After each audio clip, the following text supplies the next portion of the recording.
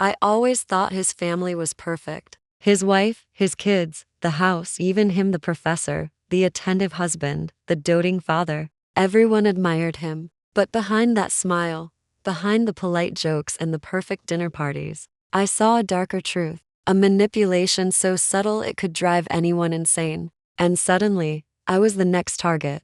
I remember the first time I realized that perfection can be terrifying. It wasn't a loud, dramatic moment, not something that happens in a single instant. It was slow, subtle, creeping in between the laughter, the clinking of glasses, and the cheerful chaos of children running across polished wooden floors. My boyfriend and I lived about 30 minutes from his sister's house, a modern suburban home that looked, from the outside, like it had been pulled straight from a magazine. The lawn was immaculate, trimmed into perfect geometric shapes, flowers lined the walkways in symmetrical patterns, and every window gleamed as if someone had polished them with purpose. I had to admit it was impressive. I could see why everyone admired them. His sister's husband, James, was the man everyone talked about. Or rather, the man everyone admired. A professor, a skilled cook, a loving father to 4 children under the age of 5. He could carry a toddler on one hip, chop vegetables with the precision of a chef, and still make it to a school event or a small sports tournament without breaking a sweat.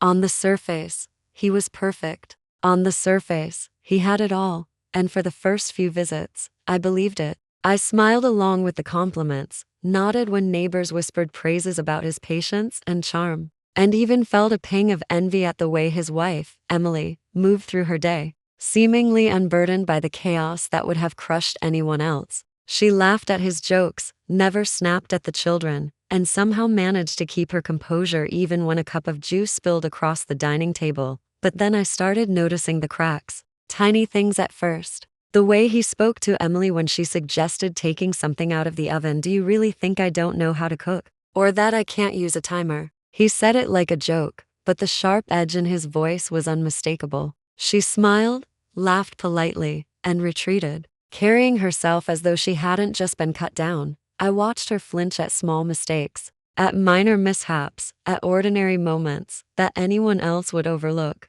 And I noticed the way James would repeat these jokes over and over, later telling the story in front of guests with an exaggerated grin, forcing her into a role she hadn't agreed to play. Mom's the good one, Dad's the bad one, he would say, as the children parroted his lines, laughing and pointing, while Emily's smile stayed fixed, almost painfully, on her face. It was subtle, but it was there, and I couldn't unsee it. When I first told myself I was imagining things, I thought perhaps I was being overly sensitive. Maybe I was reading too much into jokes. But it wasn't just jokes. It was the way he controlled attention, the way he orchestrated interactions, the way he made sure that every compliment, every laugh, every conversation subtly reinforced his own image while diminishing her confidence. Even the children seemed to have learned his rules. I remember watching a scene in the kitchen that still haunts me. Emily was carrying a tray of glasses. James glanced over and said, lightly, "Stay away from Mom when she's holding the dishes." The kids, almost automatically, stepped aside,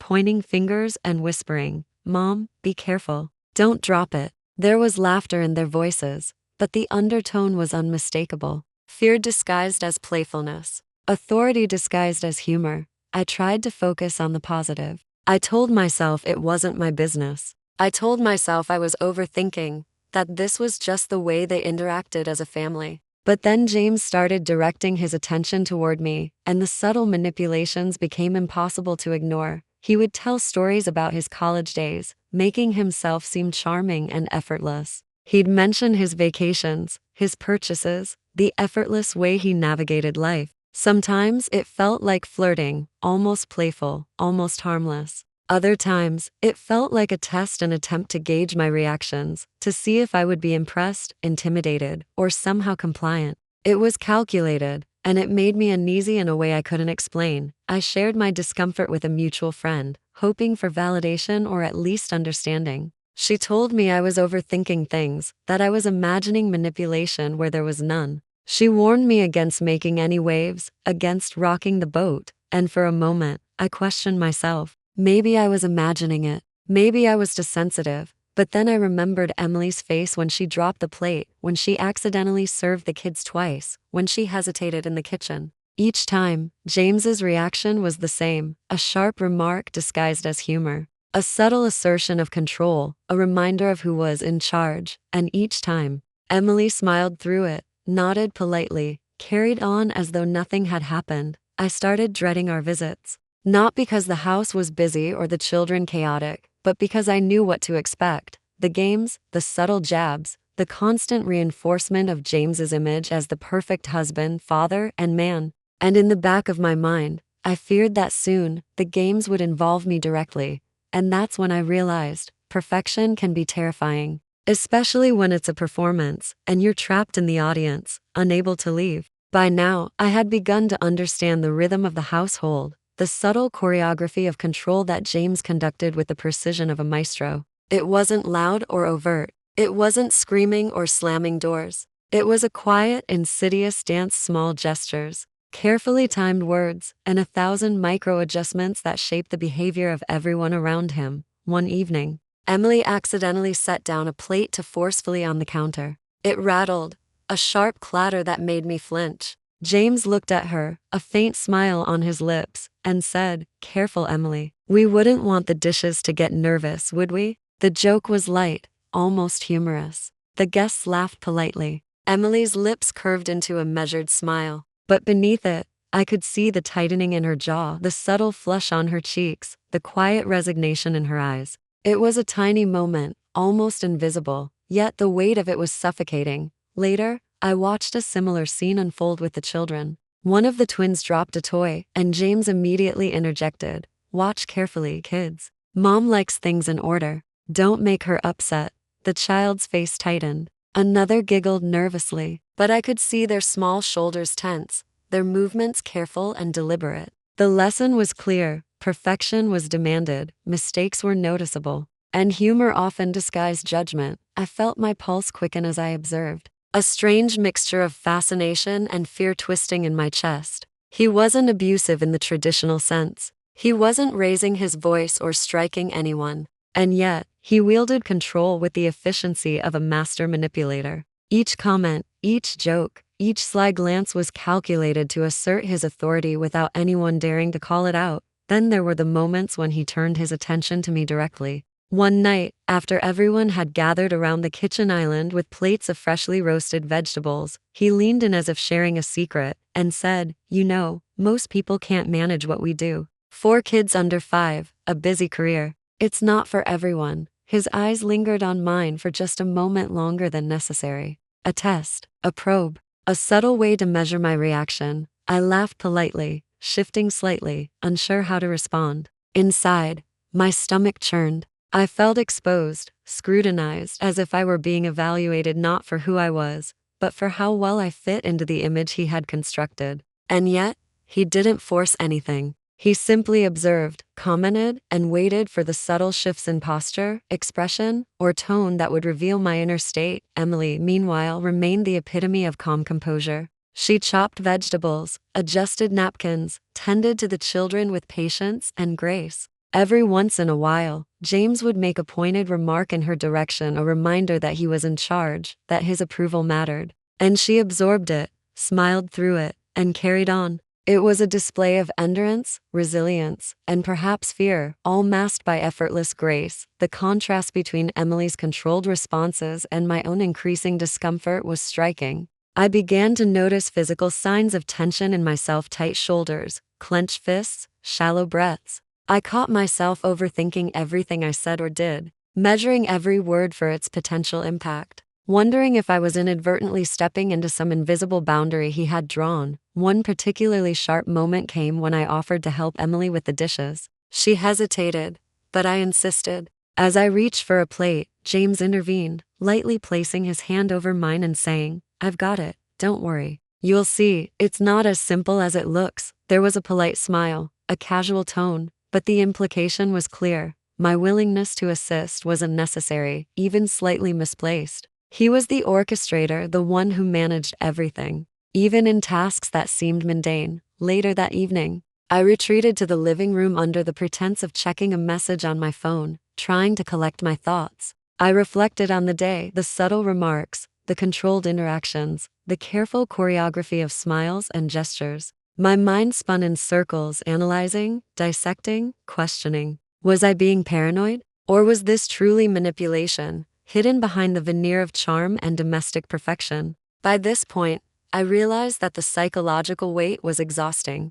Even when he wasn't speaking directly to me, I felt the undercurrent of observation, the sense that everything I did was measured, assessed, noted. I couldn't relax, couldn't fully participate in conversation, couldn't enjoy the warmth of family gatherings. Every laugh, every smile, every casual comment carried a hidden meaning, a subtle test of compliance, composure, or admiration. It was during moments like these that I began thinking about small ways to cope. I considered distractions, ways to distance myself mentally, tiny rituals that could help maintain my composure. I even contemplated substances, anything to take the edge off the relentless psychological pressure. And I felt guilty for it, ashamed that I couldn't simply enjoy the family's company, that I was analyzing every glance and every word. But the truth was undeniable. James had an uncanny ability to dominate without domination, to command without force, to control without obvious coercion. And the more I witnessed it, the more I realized that perfection, when wielded like a weapon, could be far more dangerous than overt hostility. That night, as I lay in bed replaying the day in my mind, I knew something had shifted. I couldn't ignore it anymore. I couldn't rationalize it away. What I was seeing wasn't just quirks or family dynamics, it was a careful, deliberate assertion of control, a subtle, constant manipulation. And I was now very aware that, sooner or later, I would be drawn directly into the game.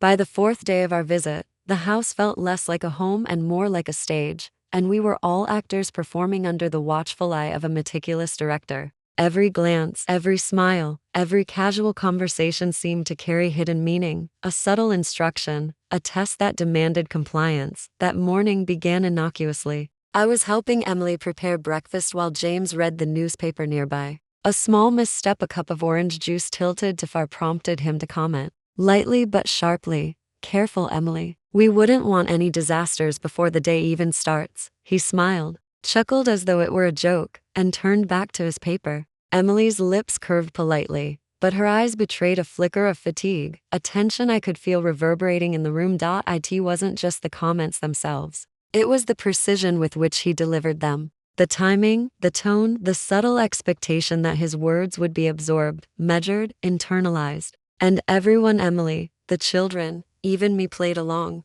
reacting just as he had rehearsed. Later that afternoon, I found myself in the living room with the children, trying to distract myself by reading a story aloud. James appeared at the doorway, casually observing. One of the toddlers dropped a toy, and without missing a beat, James said, "You see? That's why we have rules. Mommy's careful, but you have to learn too." The child's eyes widened, the others mirrored his tone, giggling nervously yet obediently. I could feel the weight of his gaze on me, the subtle expectation that I would notice, approve, perhaps even internalize his lesson. I realized then that I was trapped in a psychological net I hadn't even signed up for. It wasn't malicious in the conventional sense. There was no screaming, no overt cruelty. It was a slow, almost imperceptible conditioning, a series of small pressures designed to bend behavior without breaking it outright. The genius and the terror was in its subtlety. Even when I tried to carve out a small corner of peace, James intruded, elegantly, effortlessly,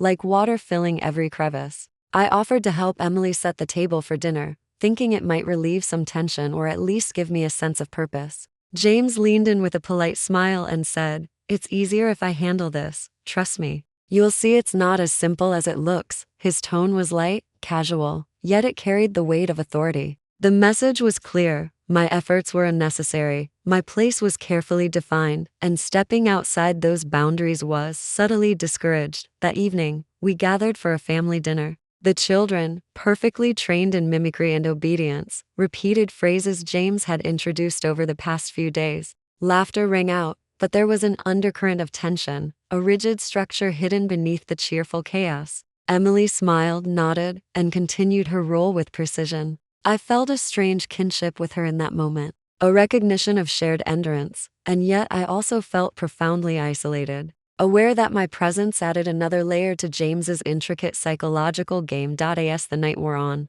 James directed his attention to me more overtly. He recounted tales from his college days, lightly embellishing achievements, subtly testing my reactions. He mentioned trips abroad, his favorite restaurants, little accomplishments in his career, all delivered with a tone that suggested, admire me, measure yourself against me, recognize my mastery. I laughed politely, shifted in my chair, and tried to remain neutral. But internally, I felt exposed, analyzed, measured. It was during this dinner that I finally understood something essential. The household was not just a family home, it was a theater of control. Every gesture, every remark, every joke was part of a meticulously choreographed performance designed to reinforce a hierarchy, assert dominance, and subtly condition those within its orbit. And I, whether I liked it or not, was now a participant. By the fifth day, I had begun strategizing mental escape routes. Small retreats into corners of the house, quiet moments with the children away from James's watchful eye, even meditative exercises to maintain composure.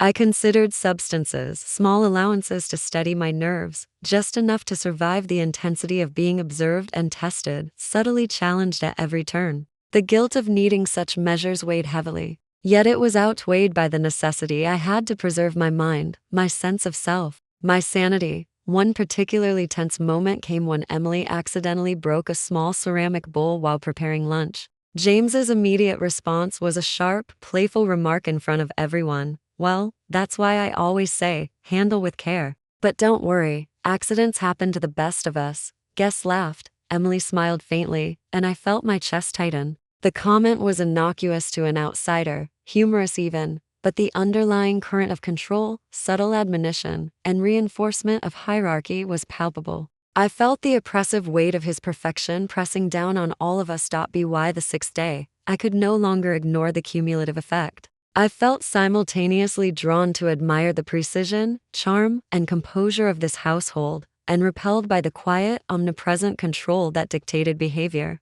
I recognized that James's perfection was a carefully constructed facade, and beneath it lay a mastery of subtle manipulation, emotional pressure, and psychological conditioning that could make anyone feel small, inadequate, or under constant evaluation. That night, I retreated to my temporary room, sitting on the edge of the bed and replaying each interaction in my mind. The laughter, the playful comments, the small corrections, the glances, everything had been orchestrated. I felt a wave of clarity wash over me. This was not normal family behavior. This was control disguised as charm, manipulation disguised as humor, perfection weaponized to maintain hierarchy and influence. And in that moment, I understood something critical. I couldn't simply endure it. I had to recognize it, analyze it, prepare for it. I had to protect my emotional state, my perception of reality, and most importantly, my sense of self. The awareness was both terrifying and empowering, a realization that, although subtle, allowed me to reclaim a measure of control over my own mind. By the time the weekend arrived, I had reached a point where mere observation wasn't enough. I needed to understand, to dissect, to mentally map out the intricate web that James had spun around everyone in his household. It was no longer a matter of polite survival. It was a matter of self-preservation. I sat quietly in the corner of the living room, notebook in hand, a silent witness, taking mental notes that could help me navigate the coming days.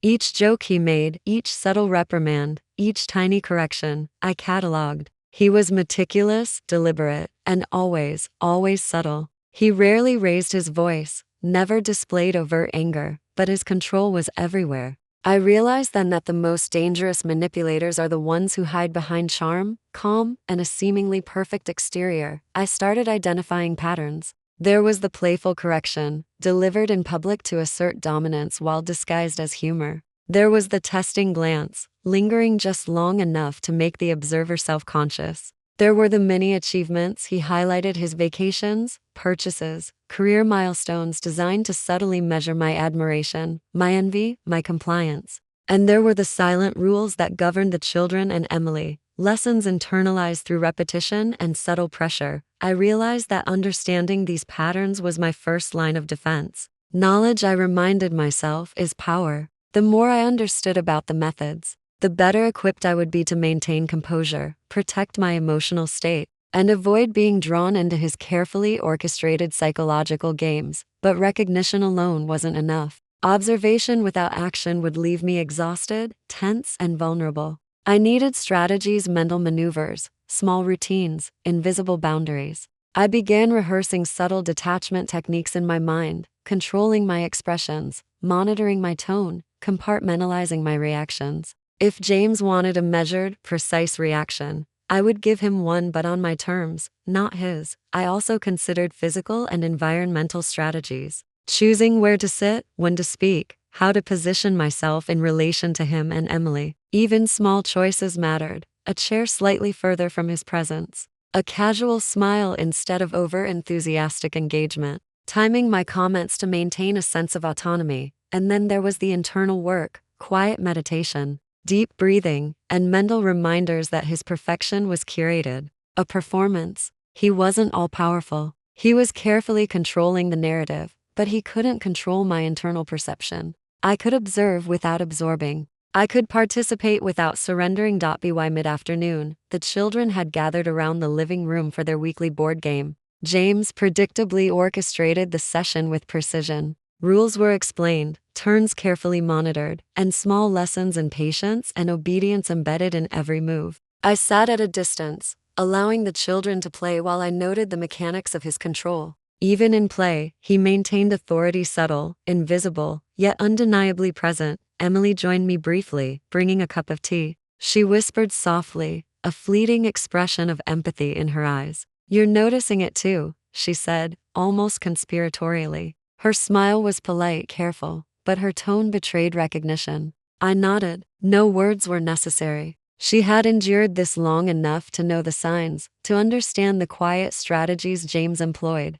And now, it was my turn to navigate them, armed with awareness and careful planning. That evening, during dinner, James shared stories from his college years again. I listened politely, noting the way he emphasized certain achievements, the subtle exaggerations meant to impress, to elicit admiration, to measure reactions. He leaned slightly closer when speaking to me, just enough to create a sense of intimacy, a mild tension, a test of comfort. I reminded myself to keep my distance mentally, emotionally, physically. I could respond warmly, politely, but I would not surrender control over my own perception. As dessert was served, I observed Emily carefully, noticing her small coping strategies, how she maintained composure while absorbing subtle criticisms, how she smiled politely, nodded, and continued her tasks with efficiency. I felt a growing respect for her resilience, coupled with a deep sense of caution. If she, seasoned and familiar, needed careful mental strategies,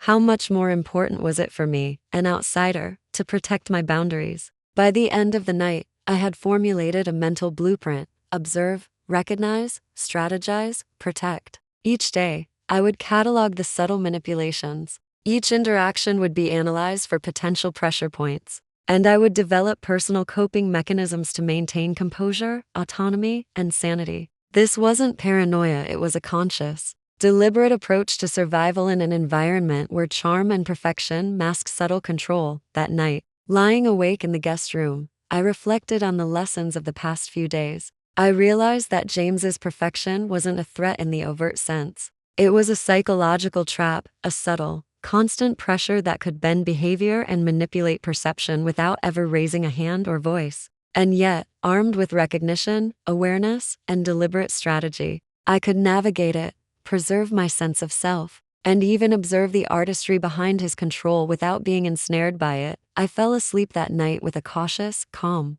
the awareness that survival in James's world required more than politeness or charm. It required insight, strategy, and vigilance, a mental blueprint to withstand the perfection, the subtle manipulations, and the relentless, silent authority that permeated every corner of the house. By the second day of the weekend, the subtle tension that had been simmering beneath the surface had begun to thicken, almost tangible in the air. Every movement in the house seemed orchestrated, every glance calculated, and I could feel the invisible threads of control pulling gently, insistently, around me. James didn't need to raise his voice. His presence alone carried authority, a quiet command that demanded attention and compliance. It began with small, almost innocuous observations. He would comment on the arrangement of the living room, the placement of cushions, the alignment of the children's toys, a little more space between the chairs. He would say, voice light and conversational, "It makes the room feel better." The words seemed harmless, even thoughtful, yet I felt the subtle pressure, the underlying message that everything had to meet his exacting standards. I realized I was measuring, adjusting, and second-guessing every movement I made even when no one was watching. Emily handled it with a grace I envied. She would nod politely, smile faintly, and quietly make adjustments, absorbing each subtle correction with the composure of someone who had learned long ago that resistance was futile. I, on the other hand, felt a growing unease. I could see how he calibrated his influence. Small adjustments here, playful but pointed remarks there, creating an environment where everyone subconsciously aligned with his rhythm, his expectations, his perfection. That afternoon, I watched as he interacted with the children during a board game. His corrections were delivered with a mixture of humor and authority, a tone that encouraged compliance while maintaining the appearance of gentle guidance. A misplaced move by a toddler elicited a light chuckle, a subtle shake of the head, and a "not quite, sweetie. Try again." The child hesitated, looked up at Emily for confirmation, then corrected the move. Laughter followed, and I could see the internalization happening, obedience wrapped in playful instruction, subtle lessons in hierarchy disguised as game rules. It wasn't just the children who were influenced. I felt it in myself. I found my own reactions becoming measured, my expressions controlled. I would laugh at his jokes, even the ones that carried an underlying critique. I would smile politely when he subtly tested me, observing my reactions, noting my discomfort. I was aware of it, painfully so, and yet I felt powerless to change the dynamic. One particularly telling moment occurred during a casual conversation in the kitchen. James casually mentioned a recent trip he had taken, describing the experience in meticulous detail. He emphasized the luxury, the planning, and the effortless execution, watching my responses carefully. "It's interesting," he said lightly, "how people handle new experiences. Some manage beautifully, some not so much." His eyes lingered on me, just long enough to create a mild tension, a subtle challenge. I smiled politely, adjusted my posture, and nodded, but inside, I felt the familiar tightening in my chest, a mix of anxiety, awareness, and determination to maintain composure. The evening brought more direct interactions. Emily accidentally dropped a napkin while serving dessert. James paused, smiled faintly, and said, "Careful. The little things matter, you know." Emily smiled, nodded, and continued, but I could feel the undercurrent. Every minor mistake was an opportunity for subtle control, every small act a chance to assert authority while maintaining the appearance of charm. I realized that his mastery lay in the invisibility of his influence. There was no shouting, no overt coercion. There was only observation, timing, and subtle guidance of behavior, all of it creating an environment where compliance felt natural, inevitable, even enjoyable if one didn't look closely. And I was looking closely. Every detail, every nuance, every flicker of expression was cataloged, analyzed, and internalized. By the second night, I was exhausted, not physically, but mentally. The constant observation, the subtle manipulation, the need to maintain composure while cataloging every interaction had drained me. Yet, I also felt a strange clarity. I could see the patterns now, recognize the methods, anticipate the subtle tests. I was no longer a passive participant. I was a conscious observer, aware of the dynamics, and slowly learning to navigate them without surrendering myself. There were moments of fleeting warmth, almost deceptive in their comfort. James would offer a genuine smile, ask a polite question, or compliment a minor task, and for a moment, the tension would ease. But even these moments carried dual meanings. A compliment was a reminder of hierarchy. A smile was an assertion of social calibration. Even kindness was calibrated to maintain control, and I became acutely aware of the psychological architecture of the household. As I lay in bed that night, replaying the events of the day, I felt a mix of exhaustion and empowerment. Exhaustion from the constant vigilance required to navigate the subtle psychological landscape. Empowerment from the realization that awareness was my shield, knowledge my weapon. I knew that the coming days would demand even more careful observation, more mental fortitude, and more strategic responses. But I also knew that I could endure, adapt, and maintain my autonomy in a household where charm and perfection masked a carefully orchestrated system of control. The third morning began deceptively calm. The sunlight was gentle, streaming through the kitchen window in golden streaks, and for a moment, I almost believed the weekend might pass uneventfully. Emily was making coffee, humming softly under her breath, her movements fluid, practiced. The children played in the living room, laughter echoing faintly from the distance, but then James entered. And the air changed. It wasn't something he said right away, it was the shift in energy, that almost imperceptible tightening in the room, as though gravity itself had increased by a fraction. He greeted everyone with his usual warmth, the effortless charm, the soft authority, but beneath it, there was something sharper today, purposeful. He joined us at the table, poured himself coffee, and began talking about trust. Not in an obvious way, no, never obvious. He spoke about leadership, about how true connection comes from understanding people's weaknesses. Most people, he said, don't even realize they're revealing themselves all the time. You just have to pay attention. His eyes flicked toward me, casual, unbothered, but I could feel the weight of that gaze. He was testing me. Again, Emily smiled politely, as she always did. The children had gone quiet now, sensing the shift they couldn't quite name. The sound of the refrigerator hum filled the silence between his words. You know, he continued, stirring his coffee slowly, I've always believed people show their truest selves when they're uncomfortable. That's when you see who they really are. I felt my stomach tighten. It wasn't what he said. It was how he said it. The deliberate slowness, the invitation hidden inside the challenge. He was baiting me. And the terrifying part, it was working. My mind was already searching for a safe response. A way to disarm the tension without surrendering to it. Maybe, I said finally, forcing a calm smile. But some people are just polite enough not to make others uncomfortable in the first place. His lips curved into that faint smile, not quite amusement, not quite approval. I suppose, he said softly. But then, how would we ever know who we're dealing with? Emily's hand trembled slightly as she placed a plate on the table. I noticed it because I was watching everything now, the way her breath quickened, the subtle shift in her shoulders, the unspoken apology in her eyes. She'd lived this moment many times before. The rest of breakfast was a performance. James told stories, funny, engaging, crafted to draw laughter, but each carried a small barb. A veiled observation about people who can't handle pressure or those who overthink everything. Everyone laughed when they were supposed to. I did too. But inside, I felt the slow burn of resistance building, something stubborn and defiant that refused to stay silent forever. Later that afternoon, the game continued. We were in the backyard, helping the children build a small tent. It was supposed to be a lighthearted moment, but even here, James found ways to measure. He corrected the way I tied a knot, offered helpful suggestions in that gentle tone that made refusal seem rude. Here, he said, stepping closer, taking the rope from my hands. You're overcomplicating it. Simplicity is key. Watch. He tied the knot quickly, efficiently, then looked at me with that faint, knowing smile. See? You make it harder than it has to be. There it was again, the subtle condescension dressed as mentorship.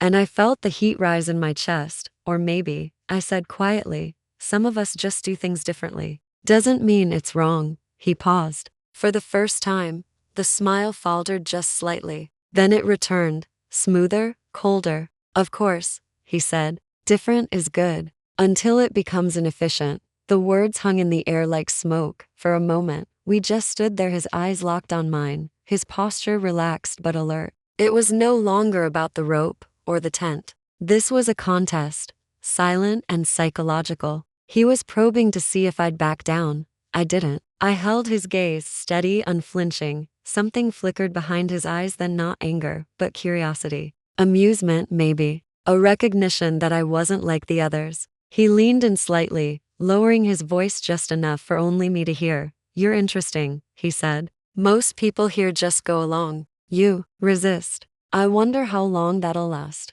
A shiver ran through me, not from fear, but from clarity. Because in that moment, I realized exactly what this weekend was, a test. Not of politeness or cooperation, but of boundaries. How far could he push before someone pushed back? I spent the rest of the evening playing the part, smiling, engaging, pretending to be at ease while my mind replayed every interaction, every calculated move. James wasn't just controlling his environment, he was sculpting it, molding everyone inside it into an extension of his own will. But I was no longer content to be molded. That night, as I lay awake listening to the soft hum of the house, I decided something quietly, irrevocably. If he was going to play a game, I was going to learn the rules, and then I was going to break them. It happened on the fourth night. Dinner was over. The kids had been tucked into bed, the dishes washed, the house quiet, the kind of quiet that presses against your ears and makes you aware of your own heartbeat. James poured himself a glass of whiskey and offered one to me. I don't drink much, I said softly. He smiled, that slow, practiced curve of the lips that wasn't about kindness, it was about control. Then tonight's a good time to start. I hesitated, then took the glass. I didn't plan to drink it, but something in me wanted to see what would happen if I played along. He gestured toward the back porch. Come on, let's get some air. Emily was upstairs putting the kids to sleep. My boyfriend was in the living room scrolling his phone, blissfully unaware of the silent battlefield being drawn just a few steps away. The air outside was crisp. The porch light cast a soft glow across the wooden deck. From here, you could see the outlines of the trees swaying gently in the night breeze. James leaned on the railing, the whiskey in his hand, catching the light like amber. He sighed, almost theatrically. You know, people think I've got it all figured out. I said nothing. He took a sip, eyes fixed on the dark horizon. But perfection's a curse. Everyone expects you to hold it all together, to be the strong one, the calm one. I looked at him carefully. His tone was softer now, not mocking, not challenging, almost confessional. For the first time, I saw a glimpse of something else behind the facade. Was it manipulation, or was it truth disguised as performance? He turned toward me then, his eyes sharp again. You strike me as someone who understands that. You see more than you say. There it was, the shift, the hook. He wanted me to engage, to step into his web willingly. I just pay attention, I said, a slow smile. That's dangerous. The silence that followed was heavy, almost electric. I felt every second stretch. He took another sip, then set the glass down, stepping closer, not enough to be inappropriate, but enough for me to feel the calculation in every movement. Tell me something, he said quietly. Do you ever wonder what people say about you when you're not around? The question caught me off guard. I don't really think about it. Maybe you should. He tilted his head slightly, studying my reaction. You're different. You don't fit the mold of this family. You don't play the part. That makes people nervous. I'm not here to make anyone comfortable, I said. He chuckled low, amused. Good, you shouldn't be. For a moment, we just looked at each other, the kind of silent standoff that carries more meaning than 100 arguments. And then Emily's voice drifted from inside. James? He stepped back immediately, the mask sliding back into place. Out here, he called, his tone effortlessly warm again. Emily appeared in the doorway, her hair slightly tousled, eyes tired but gentle. She smiled at me, that familiar polite smile, and for the first time, I saw the cracks in it. She wasn't just exhausted. She was empty. Everything okay? She asked softly. Perfect, James said. Just chatting. She hesitated just for a moment, then nodded and disappeared back inside. When the door closed, he turned back to me with a faint smirk. She worries too much, he said. Always has. She doesn't trust herself, and you make sure she doesn't, I said before I could stop myself. The smile vanished. His jaw tightened. The pause that followed was long enough to make the air feel dangerous. What did you just say? I met his gaze, steady. You heard me. A flicker barely perceptible crossed his expression. Shock, amusement, maybe even admiration. Then slowly, the smirk returned. You're braver than I thought. I'm just not afraid of you, I replied. He leaned closer, lowering his voice. Everyone's afraid of me. They just don't realize it. I stepped back, heart pounding, but I didn't look away. Then maybe it's time someone did. For a long moment, we stood there, two opposing forces suspended in silence, his control against my defiance, his calm against my conviction. Then he laughed quietly, almost to himself. You're not like the others, he said again, this time softer, almost respectful. You'll learn though. Everyone does eventually. He picked up his glass and walked back inside, leaving me on the porch, my pulse still racing. the echo of his words clinging to the night air. I didn't move for several minutes. Because in that moment, I realized something crucial. James didn't just manipulate, he fed on resistance. He wanted the challenge. He needed it. And somehow, I had become the newest piece in his game. But what he didn't know not yet was that I wasn't playing by his rules anymore. The next morning, everything looked normal, too normal. The kids were giggling over cereal. Emily was slicing fruit, humming softly like she always did. James was already in his pressed shirt, sipping coffee, scrolling through his phone. The picture of domestic perfection. But after last night, that image didn't fool me anymore. Now I could see it, the choreography of control. The way Emily's movements synchronized with his unspoken expectations. The way her laughter came a beat too late. The way she poured his coffee before he even asked, and how he didn't thank her, just nodded slightly, as if confirming her place in the script. It wasn't just routine. It was rehearsal. Every smile, every gesture, every silence was part of a play. She didn't even know she was performing anymore. When I caught her eye across the table, she looked away quickly, tucking a strand of hair behind her ear like she'd been caught doing something wrong. My chest tightened. I wanted to reach out, to say something. Anything, but James was there, watching everything even when he wasn't looking. My boyfriend didn't notice a thing. He laughed at James's jokes, asked about his new research grant, nodded in admiration. He didn't see the way James's compliments always came with barbs, or the way Emily's smile faltered every time his voice dropped half an octave. To everyone else, James was still the perfect man.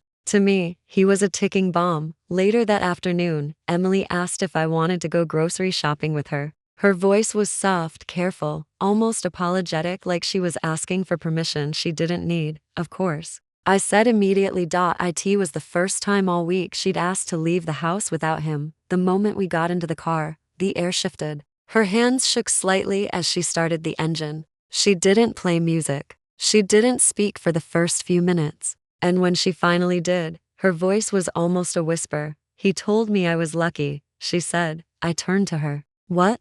Last night, she continued. After you went upstairs, he said I should be grateful for him. That no one else would put up with me. That I'd fall apart without him. Her eyes glistened, but she blinked the tears away before they fell. He says things like that sometimes, always after people leave. Always when it's just us.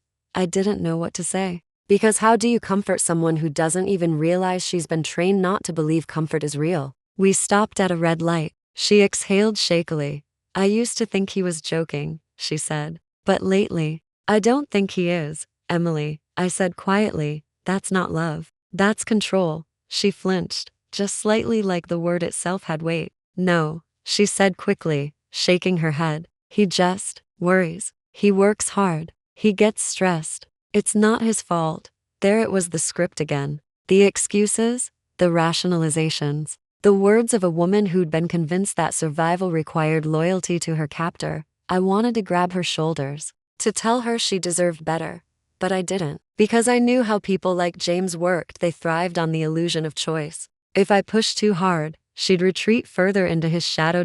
So instead, I said softly, you don't have to explain him to me. She looked at me, confused, maybe even relieved. And for the first time since I'd met her, I saw something flicker behind her eyes. Not fear, not exhaustion, recognition. When we returned to the house, James was in the driveway, pretending to fix something under the hood of his car. He smiled when he saw us, that easy, camera-ready smile. My two favorite ladies, he said. Emily's posture changed instantly, shoulders tight, chin slightly down. We got the things you asked for, she said quickly, holding up the grocery bags. He didn't even glance at them. He was looking at me.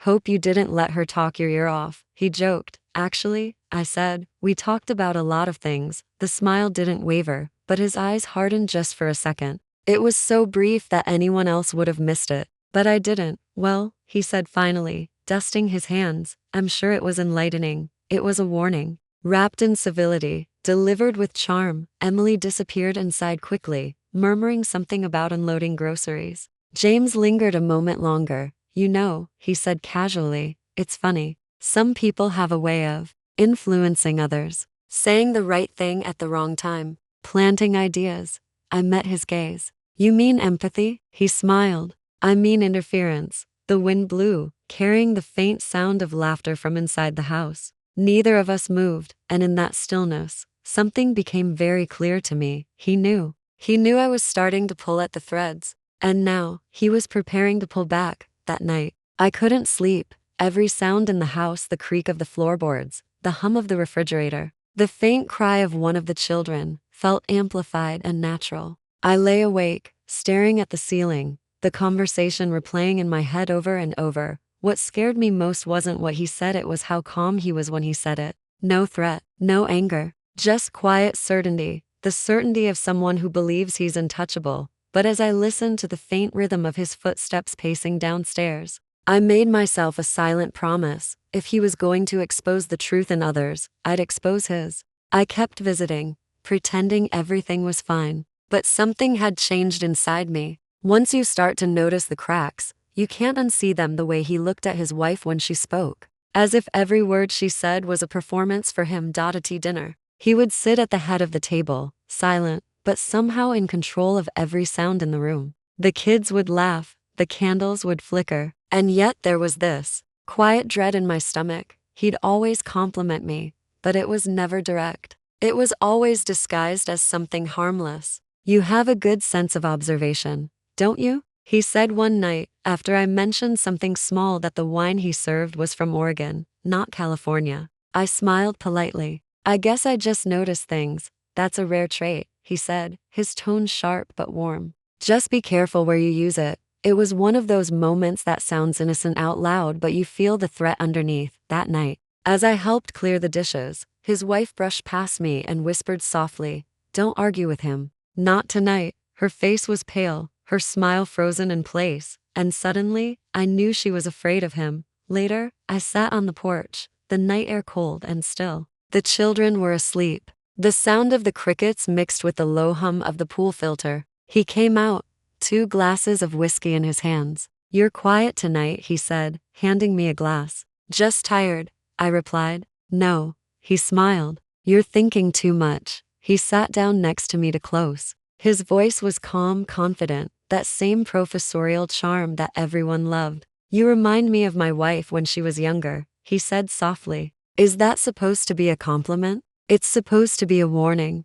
The air thickened. I could hear my own heartbeat. He turned toward me, his smile gentle, but his eyes didn't match. "You see, people think they can study me," he continued, "understand me, but observation doesn't mean comprehension. Some things are too deep for outsiders to grasp." I forced a small laugh, trying to break the tension. "Maybe I should stop observing then." "Oh no," he said. "Keep watching. Just remember, once you see what's behind the curtain, you can't ever go back." I didn't sleep that night. In the following weeks, I tried to convince myself I was overreacting. Maybe he was just socially awkward. Maybe his wife's nervousness came from something else, depression, exhaustion, anything but fear. But then came the messages. They started as small, strange notes. A text from an unknown number. "You think you understand her. You don't."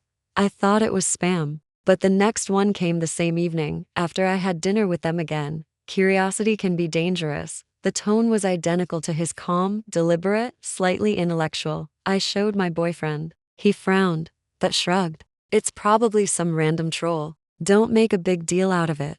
But I knew. Deep down, I knew it was him. He was testing me, watching me the way he wanted to be watched. A few days later, his wife called me out of nowhere. Her voice trembled. "Can you come over? Just for a little while." When I arrived, she was sitting in the backyard, staring at the pool. The water was still dark, reflecting the gray sky above. "He's been different lately," she said quietly. "He says I'm too forgetful, that I'm losing focus." I asked what she meant, but she just looked down, twisting her wedding ring over and over again. "He's right though," she whispered. "Sometimes I think I am losing focus. Like I wake up and things are missing. Small things. My keys, my notes, my memory."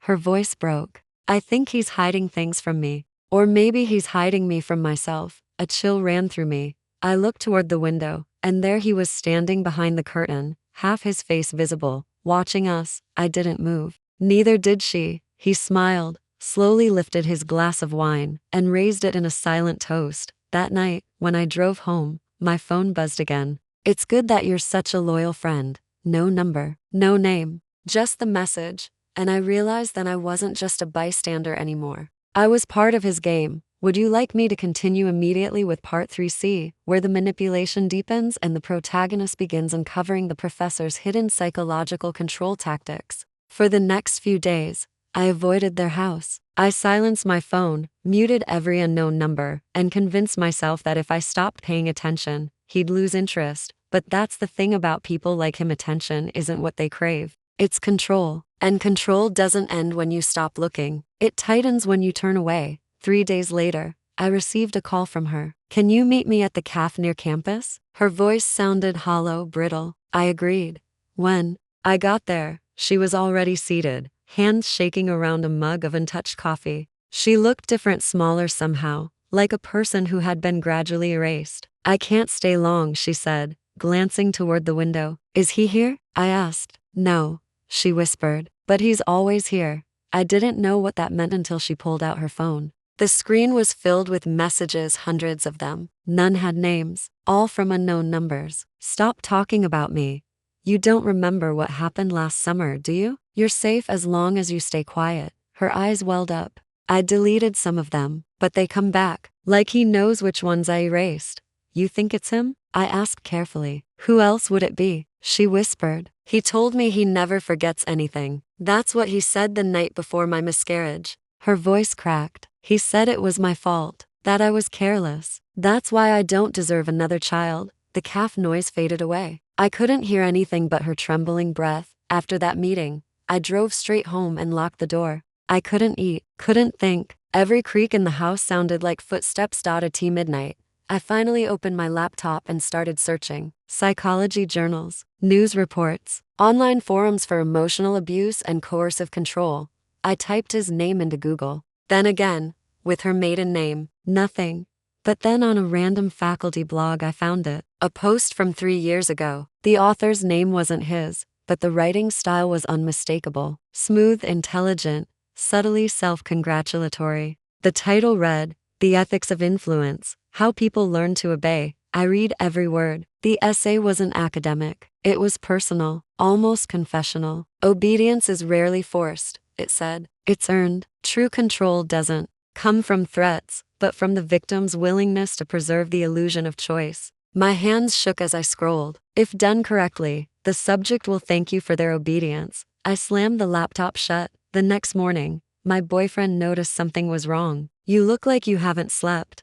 I haven't, I said quietly. Is this about your sister's? He nodded. He sighed, rubbing his eyes. Babe, you're obsessing. He's weird, sure, but you're turning this into a movie in your head. A movie. If only it were that simple. But movies end when the credits roll. This felt endless. That afternoon, I got another message. You're a fast learner. I like that. No number, just the text. Then a minute later, why are you reading my work? My breath caught. He knew, somehow. He knew I had found the essay. I deleted it instantly, but it didn't matter. The silence that followed was worse. I waited, staring at the screen for hours, expecting more. None came. A week later, my sister's wife, my sister-in-law, invited me again. Against all logic, I went. Maybe I wanted answers. Maybe I wanted proof. When I arrived, she wasn't home. But he was. He greeted me at the door, smiling. She's running errands, he said casually. But I'm glad you're here. We never get to talk.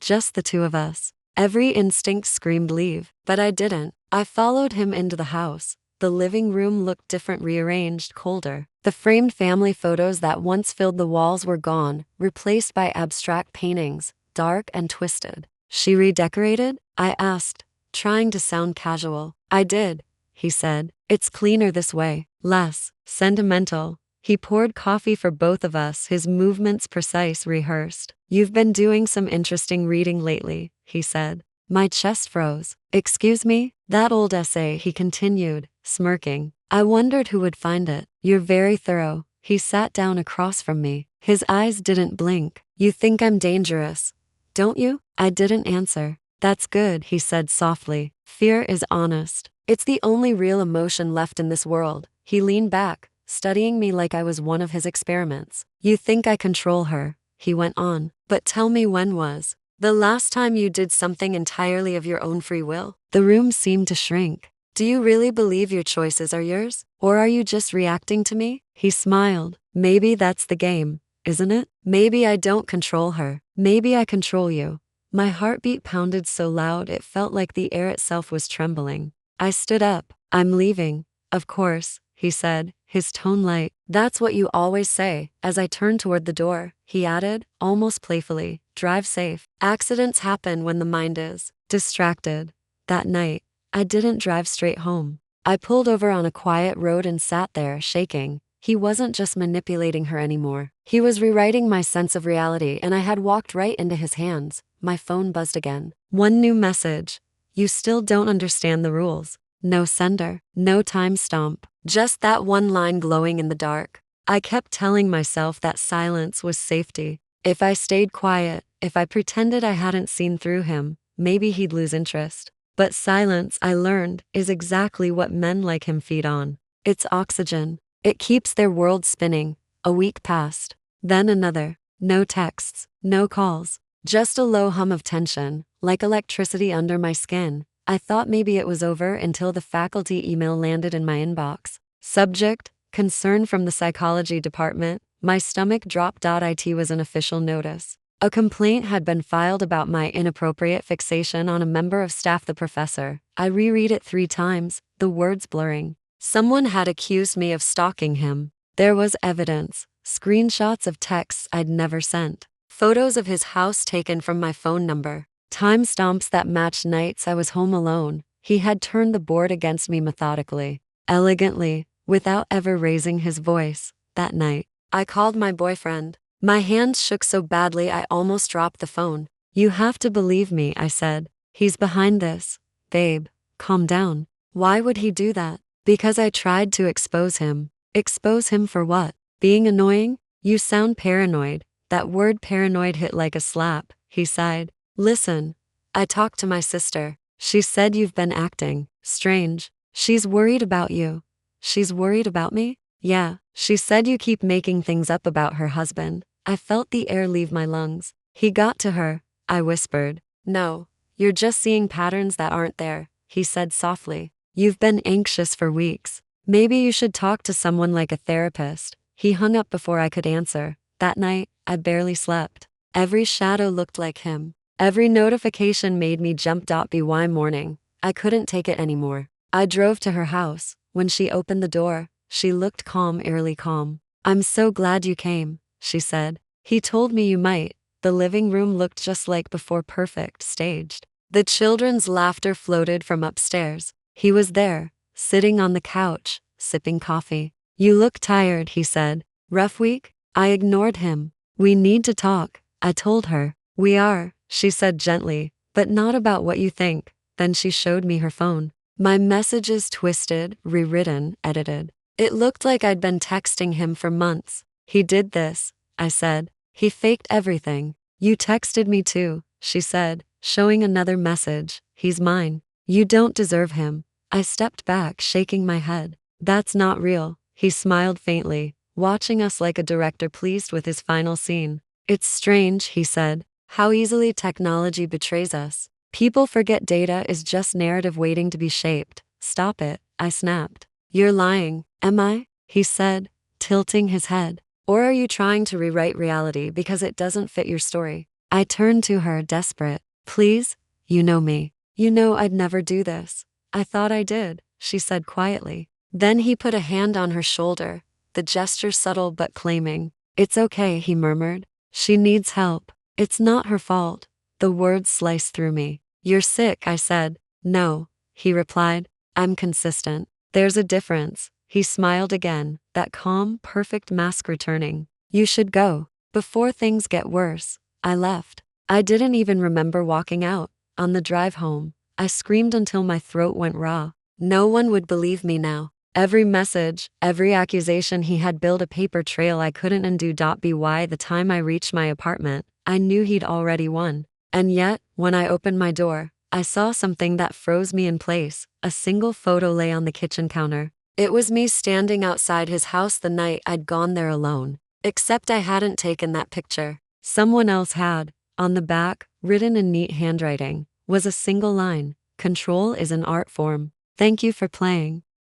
I stopped going back. I stopped trying to explain. Every word I spoke bounced off invisible walls, twisted before it reached anyone else. My friends no longer called. My boyfriend no longer answered. Even my sister-in-law, the only one I thought might understand, avoided me as if I were contagious. I watched from a distance once, the house from the street. He was there, smiling, playing with the children. The same charming, perfect man everyone adored. No one saw what I saw. No one would believe what I knew.